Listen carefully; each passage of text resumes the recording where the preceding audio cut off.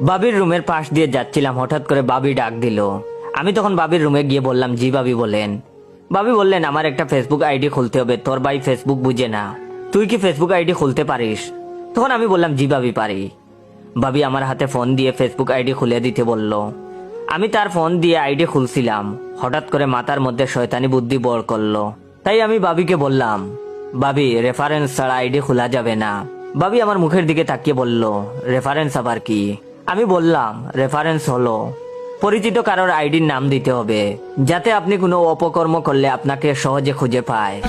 তখন বাবি বলল, আমি অত সব বুঝি না, যেটা ভালো হয় ওইটাই কর। তখন আমি বললাম, ঠিক আছে, আমার রেফারেন্স দিয়ে দিলাম, পরে কোনো অঘটন ঘটাইয়েন না, তাহলে আমি বিপদে পড়বো। বাবির আইডির নাম দিলাম জয়ের বাবি। বাবিকে বোকা বানিয়ে আমার নাম দিয়ে আইডি খুলে দিলাম। মনে মনে পৈশাচিক হাসি দিলাম, নিজের নামটা প্রচার হোক। মনে মনে সেলিব্রিটি ভাব লাগছিল। আমি ছাড়া বাড়িতে মোবাইল সম্পর্কে তেমন বুঝতো না কেউ।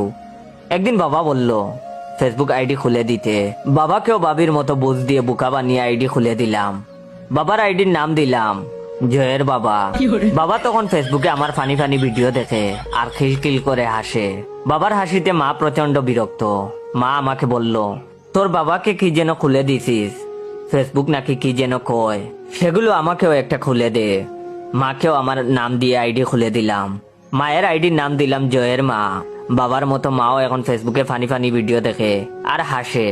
বাড়ির সবার আইডি আমার নাম দিয়ে খোলা।